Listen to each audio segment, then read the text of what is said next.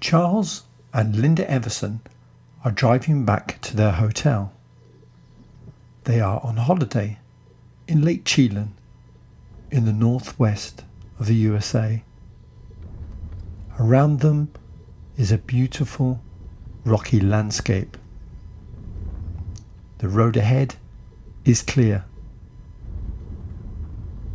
"What a perfect way to end our wedding anniversary," says Mrs. Everson. "Yes, it's so peaceful here." But at that very moment, the peace is shattered. Suddenly, a huge object drops from the sky. It crashes onto the bonnet of the Eversons' car. "What was that?" cries Mr. Everson. "It came from above us," says his wife. "It looks like a cow."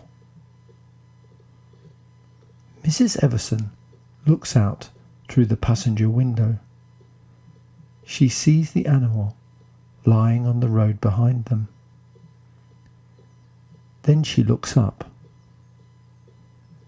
"I think it fell from there," she says, pointing to a cliff. It's at least 50 meters above the road. Somehow, Mr. Everson drives the car for another 3 kilometers.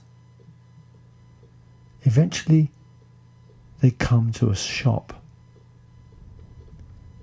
Outside, there is a newspaper board with the headline, 300-kilo rodeo cow escapes.